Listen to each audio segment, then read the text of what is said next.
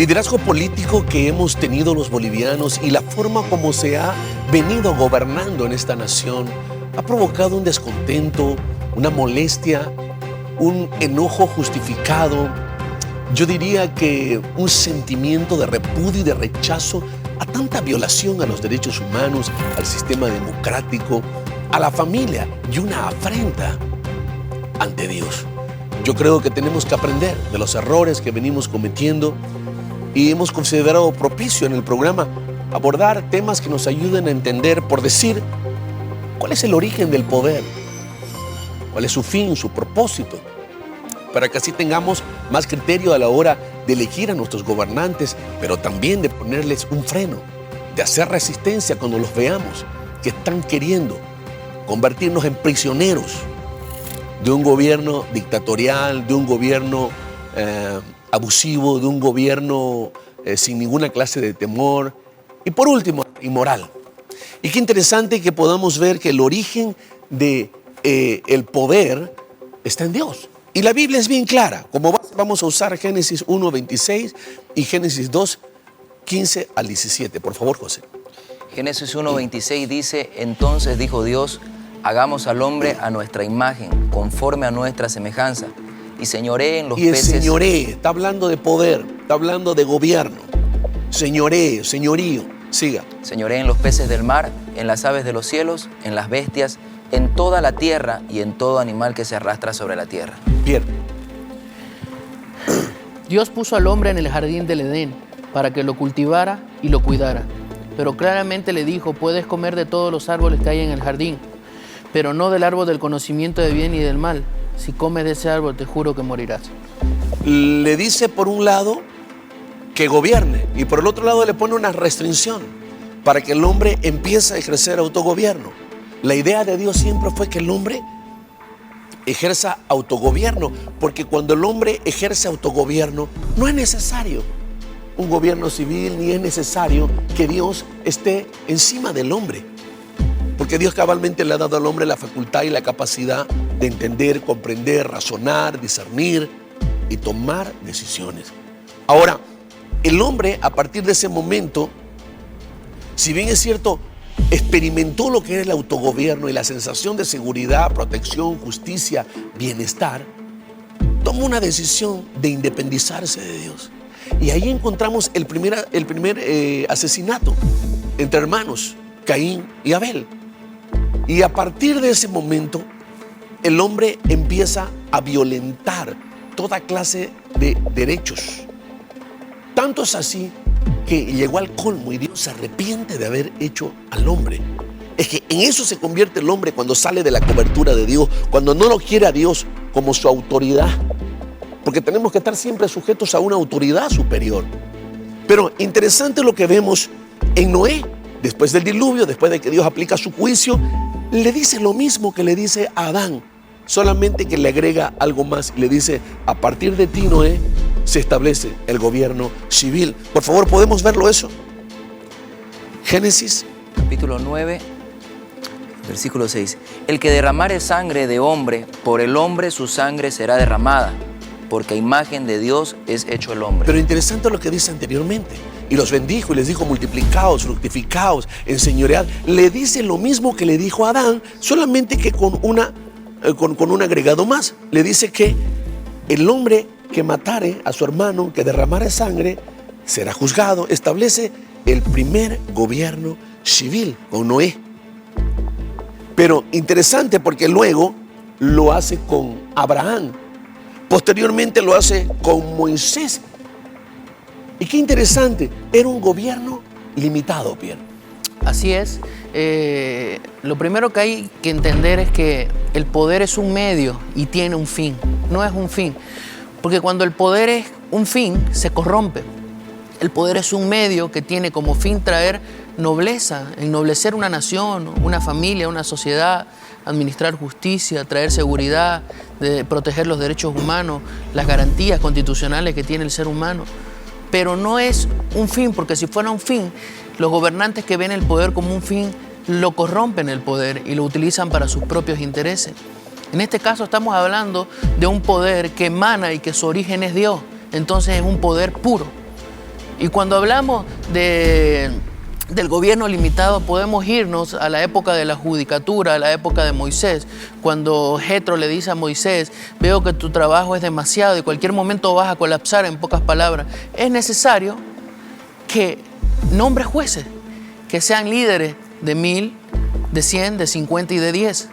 Y dice que Moisés hizo caso y fue y nombró jueces a los hombres más capaces y puso líderes de 1000, de 100, de 50 y de 10. Y dice que ellos eran encargados de administrar justicia. Luego avanzamos un poquito y nos vamos al libro de los jueces y vemos a jueces como Sansón, Débora, Otoniel, Gedeón, que se encargaban de la defensa, seguridad y defensa de una nación. Y si sumamos esos dos principios, administración de justicia más seguridad y defensa, y a eso le añadimos las obras de infraestructura, ese es el gobierno limitado. Es un gobierno que no tiene un poder absoluto, porque el poder corrompe y el poder absoluto corrompe absolutamente. Entonces, la clave para que un gobierno limitado tenga éxito es que se dedique a la administración de justicia, a la seguridad y defensa y a las obras de infraestructura. Y qué bueno poder conocer este trasfondo histórico para que entendamos que esto no es una idea novedosa que trajo un hombre. Esto está en la Biblia, el libro es un libro político. Y Dios lo estableció de esa manera cabalmente porque no era saludable que el hombre concentre todo el poder como lo hicieron los gobiernos paralelos al modelo de Dios, ejemplo, Babel. Y de ahí se desprende un sinnúmero de gobiernos autoritarios que han querido centralizar el poder. Y mientras más se centraliza el poder, más injusticia, más corrupción, más dolor, más sufre una nación, más se violan los derechos humanos, etcétera, etcétera. Por supuesto. Por eso aquí es importante que la gente pueda entender cuál es el origen del poder que está en Dios, que sepan cuál es el fin y que sepan también que ese poder debe ser limitado. Porque hoy en día vemos muchas ideologías que más bien lo que buscan es concentrar, centralizar todo el poder, y eso es demasiado peligroso. Por eso es que vemos tiranos que se levantan a lo largo de la historia en diferentes países, que oprimen al pueblo, que hacen demasiado daño, que traen mucho dolor, en muchos casos muerte. Y el pueblo, al desconocer cuál es el fin, como tú decías, del poder, del gobierno de turno, de esta gente que llega al gobierno y empieza a usar el poder, empieza a consentir y a tolerar. Claro, y además le van otorgando cada vez más poder a los gobiernos y no entienden el peligro que eso representa. Y ese gobierno pierde eficacia, porque la eficacia de un gobierno cabalmente está en poder, administrar el poder en sujeción a la ley. Y aún es más eficaz el gobierno cuando el gobernante o el gobierno de turno está sujeto a la ley moral de Dios, que no se puede cambiar. Por decirte, los 10 mandamientos. Los primeros 4 hablan acerca de la relación del individuo con Dios, y los 6 que restan habla de la relación con el prójimo. Habla de respeto a la propiedad privada, habla de garantías constitucionales, etcétera, etcétera. Pero cabalmente los gobiernos son ineficaces porque una vez llegado al poder, empiezan al gobierno y empiezan a usar el poder, pero no lo hacen a partir de una relación con Dios, no lo hacen a partir de la ley moral de Dios. Entonces empiezan a crear, modificar leyes de acuerdo a su conveniencia, partidos políticos, sectores sociales, etcétera, etcétera. Entonces debemos entender que la eficacia de un gobierno está en poder fungir, operar, administrar el poder en función a la constitución política del Estado. Pierre, ¿ibas a decir algo? Y es importante que entendamos que hay una necesidad urgente, apremiante, de líderes que operen desde la ley espiritual para administrar una ley natural. No necesitamos líderes que vengan a administrar una ley natural, pero que no tengan una verdad absoluta por encima, porque van a hacer lo que les da la gana. Moral. Insolvencia moral. Y es ahí donde muchos gobernantes intencionalmente dicen: no se debe meter en política la iglesia. Los pastores, los apóstoles, los profetas. No les conviene. No les conviene. Y es importante darse cuenta, si no hay líderes que operen desde una ley espiritual para administrar una ley natural, entonces ningún líder tendrá la nobleza, un carácter piadoso y humilde como para decir: ok, es tiempo de administrar el gobierno como Dios lo manda, porque la Biblia es un manual de buen gobierno, y a partir de ahora el gobierno se va a encargar de administrar justicia, de obras de infraestructura y de seguridad y defensa. Pero tú dijiste algo. tú dijiste que ese gobierno debe estar sujeto a una fuente de autoridad superior a ellos. Por eso es que el discurso de el gobierno del pueblo para el pueblo es una mentira. Es el gobierno de un partido político que llega al gobierno para beneficios personales. Habría que cambiar ese eslogan, porque el gobierno del pueblo para el pueblo es una mentira, es demagogia. Se convierte en un discurso demagógico, claro, que lo que busca es simplemente poder direccionar a las masas, al pueblo, engañarlo. Y lograr llegar al gobierno. Y lograr llegar al poder. He ahí los diferentes escenarios en Latinoamérica de una sociedad que se llena de impotencia, se cansa de tanta injusticia, violación a los derechos humanos, constitución política del Estado, y activa los mecanismos de control social. Empiezan a marchar, empiezan a protestar, empiezan a hacer huelga, empiezan a exigir renuncia, y eso va aumentando, y en la medida que aumenta, el gobernante que ha venido usando mal el poder pierde legitimidad y legalidad. Legitimidad, ¿por qué? Porque ya no opera, no toma decisiones en base a la ley. Y legalidad, ¿por qué? Porque ya no se lo reconoce como el titular de la autoridad. No nos olvidemos que el primer titular es el pueblo. Le da la autoridad para que él gobierne, pero cuando él viola la Constitución, pierde legalidad. Y eso el pueblo ya se está dando cuenta, y ya los gobernantes no pueden seguir manipulando a la gente, ya no pueden seguir obrando como ellos quieren. Entonces yo creo que es un tiempo donde el pueblo está despertando a una mayor conciencia espiritual, pero también moral y civil. Necesitamos ir a una pausa, y cuando estemos de vuelta estaremos en la parte final de este importante tema.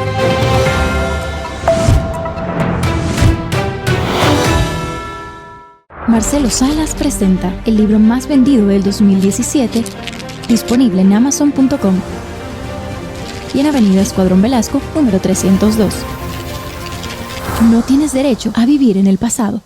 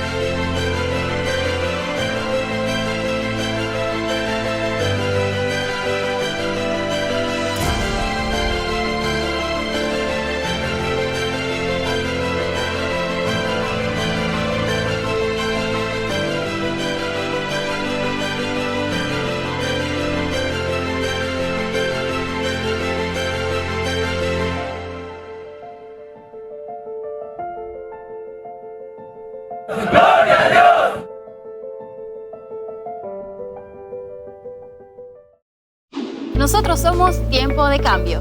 Síguenos en nuestras redes sociales: Facebook, Instagram, Twitter y YouTube. O síguenos en nuestra página web en www.iglesiatiempodecambio.org y mantente informado de las novedades en nuestra comunidad.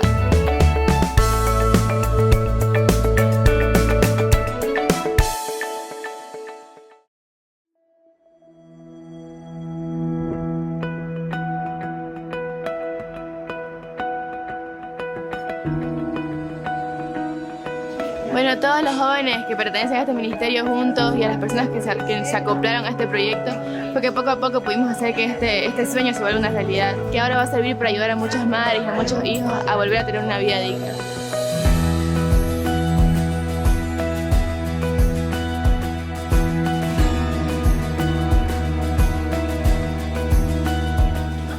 Las cifras son muy altas, el 43% de las mujeres están desempleadas y 6 de cada 10 mujeres son madres solteras. O sea que son más de la mitad, y realmente es impactante ver cómo una madre aborta a su hijo, lo abandona, lo deja en un basurero, como hemos visto recientemente, o simplemente no sabe qué hacer con él, empieza a vender su cuerpo, a prostituirse y a hacer cosas o locuras que tal vez nunca imaginó hacer. Y esta es una solución para ese problema. Esta es una esperanza, una luz Es algo que Dios puso en nuestro corazón para poder ayudar a todas estas madres solteras, a estas mujeres que están desesperadas. Y la mayoría son adolescentes, tal vez de mi edad, un poco menos, pero que todas tienen el factor común, que es la desesperación de no saber qué hacer y de cómo salir adelante. Bueno, lo más importante es que aquí van a conocer del amor de Dios, del perdón de Dios, de la misericordia de Dios y de que Dios tiene un propósito con sus vidas, por más errores o malas decisiones que hayan cometido. Aquí van a tener el derecho de volver a tener una oportunidad. Van a tener trabajos manuales, guardería para sus niños para que ellas puedan salir a trabajar. Van a tener ayuda espiritual, psicología, consejería, manualidades, deporte.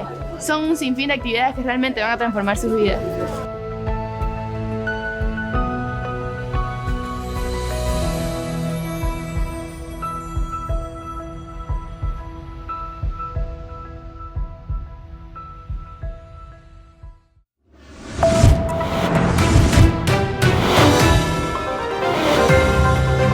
Estamos hablando acerca del origen del poder, su fin, su propósito. Dijimos en el primer segmento que el poder se origina en Dios y que el primer gobierno que Dios estableció fue para el hombre, para que practique el autogobierno, el dominio propio a través de una relación con Él. Y el hombre pueda ser responsable del entorno, la atmósfera, la armonía que pueda crear a partir de principios que Dios iba a establecer. El hombre se rebela contra Dios y empiezan los crímenes, los asesinatos, los abusos, los robos, las injusticias, la corrupción, la ambición por concentrar el poder, y el hombre se convierte en enemigo del hombre.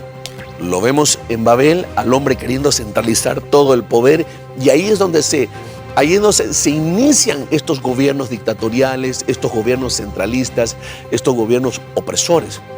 Pero eso no quiere decir que el modelo de Dios, gobierno limitado, no siga vigente, porque lo vemos en Noé, lo vemos más adelante en Abraham, en Moisés, lo vemos con los jueces, ya tú lo comentabas, Pierre, que Dios sigue todavía con la idea de que el gobierno se dedique a administrar justicia,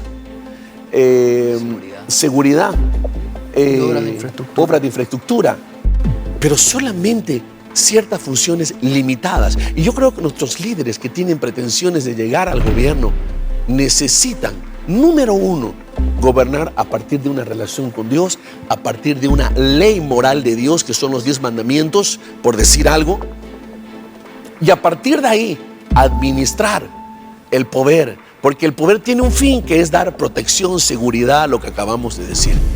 Yo creo que esa es la solución a tanto caos, a tanta injusticia, corrupción, inestabilidad, porque la gente se pregunta, ¿cómo es que llegamos hasta aquí? ¿Por qué siempre estamos experimentando una crisis, y de una crisis pasamos a otra peor crisis y a otra peor crisis? Y aparecen los populistas diciendo de que en mi gobierno, el gobierno traerá salvación, traerá tiempos de reivindicación, el gobierno del pueblo para el pueblo.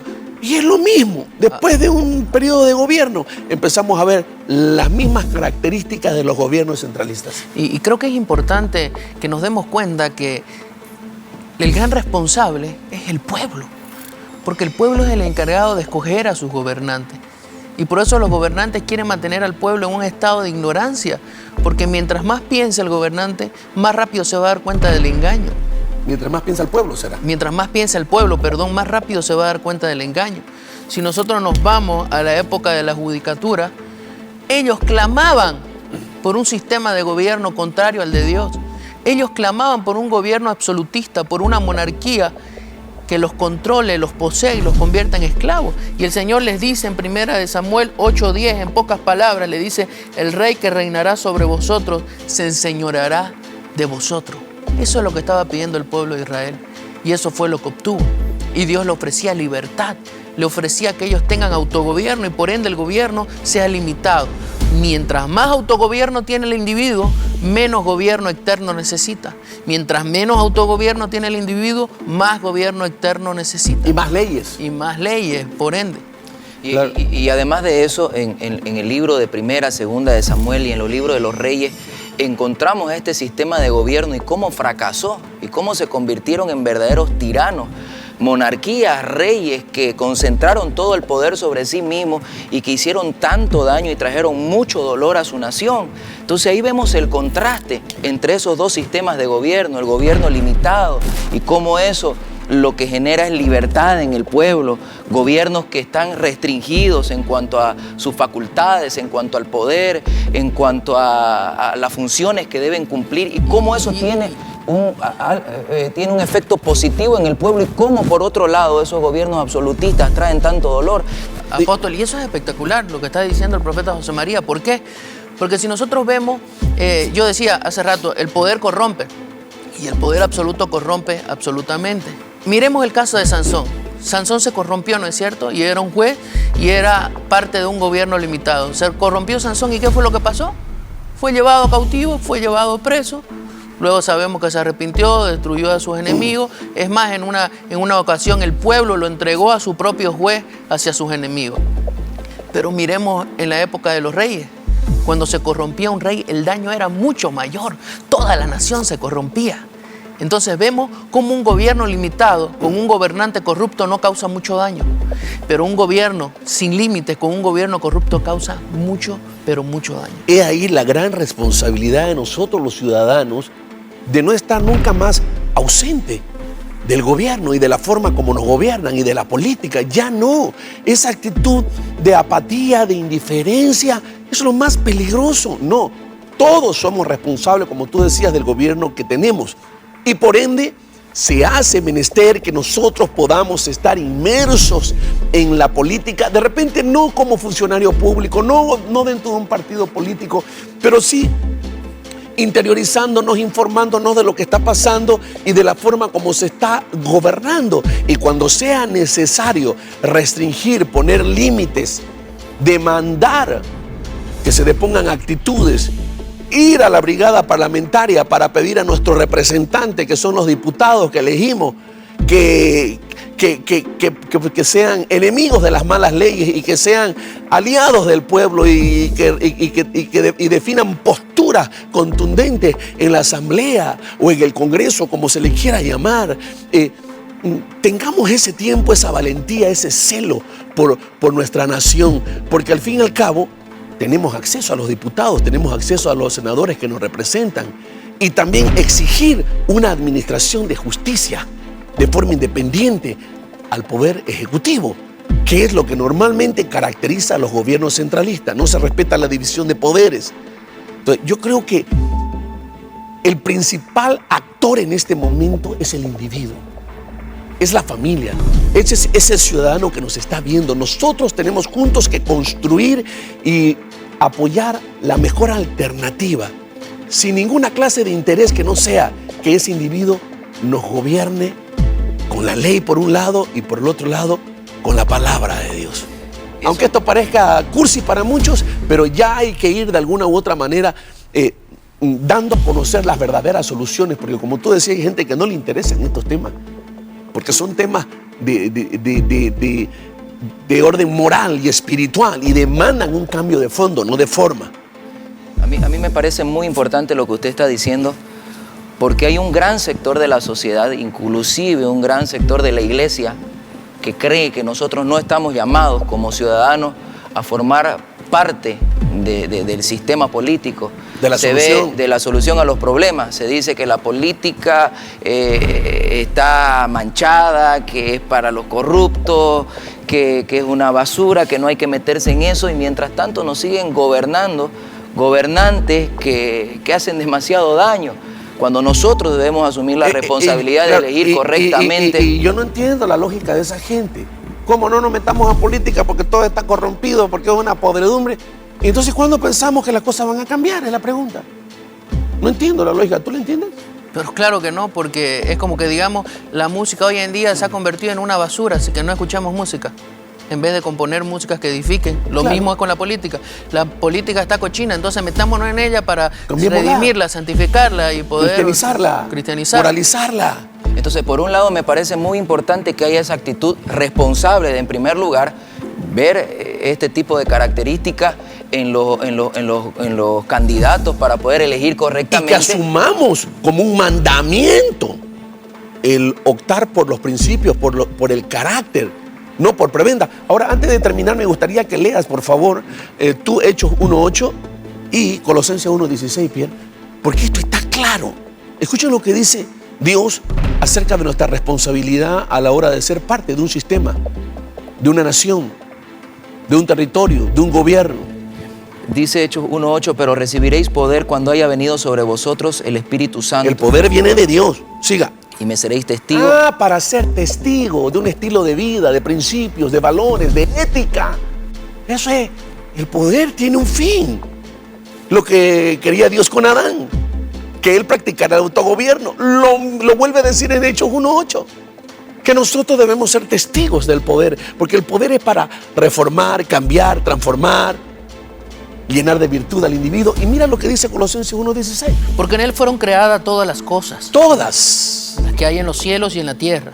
Visibles e invisibles. Visible e invisible. Hay un gobierno espiritual y hay un gobierno civil. Siga. Sean tronos, Está hablando de gobierno, dominio, poder, principados, potestades. autoridades. Todo fue creado por medio de Él y para Él. Todo fue creado por Él y para Él, y todas las cosas en Él subsisten. ¿Cómo sacarlo a Dios de la política? ¿Cómo los gobiernos pueden subsistir, prevalecer si lo sacamos a Dios? No sé si usted se está dando cuenta, amigo televidente, Apóstol. que nos metieron, ¿sí? Un cuento chino de que no debíamos meter a Dios en la política, no debíamos meter a Dios en el arte, en la comunicación, en el deporte, en la educación. No, hay que meterlo porque ellos subsisten por la presencia de Dios. Y dice, en Él, y Él es antes de todas las cosas, y todas las cosas en Él subsisten. Y Él es cabeza del cuerpo, que es la iglesia, el que es el principio, el primogénito entre los muertos, para que en todo tenga preeminencia.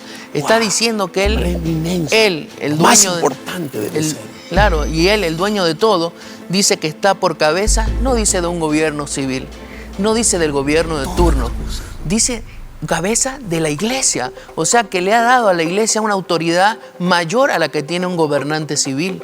Y muchas veces la gente no entiende eso y ve que un ministro del evangelio es poca cosa y un ministro de alguna nación, del gobierno, es mucha cosa. Cuando son iguales, los dos son servidores. Y aquí encima está diciendo que Él, que es antes de todo, es cabeza de la iglesia, no dice cabeza de un gobierno civil. Él instituyó un gobierno civil, pero Él es cabeza de su iglesia.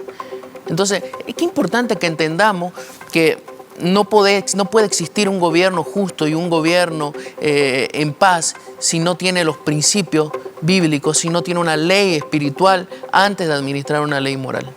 Yo quisiera que juntos terminemos el programa haciendo una oración y le pidamos a Dios perdón por tanta indiferencia. Perdón por dejarnos llevar por ese escepticismo. Perdón por simplemente criticar, cuestionar y no ser parte del cambio, no estar inmerso en la sociedad para cambiarla. Perdón por desconocer que el origen del poder y la autoridad vienen de Dios y tienen un fin: proteger, dar seguridad, administrar justicia. Perdón, Dios. Somos tan responsables como los gobiernos que le han hecho tanto daño a nuestras naciones, en Latinoamérica, en el mundo entero. Por eso pedimos perdón y nos disponemos a responder al llamado que nos haces como agente de cambio, a involucrarnos en toda clase de ciencia, a comprometernos con toda clase de ciencia de tu mano, restaurar todas las cosas a su estado original, para que haya amor, estabilidad, justicia, prosperidad en el individuo, en la familia, en la sociedad, en las naciones, en los gobiernos. Ayúdanos, Dios. Y gracias por esta enseñanza. En el nombre de Jesús. Amén.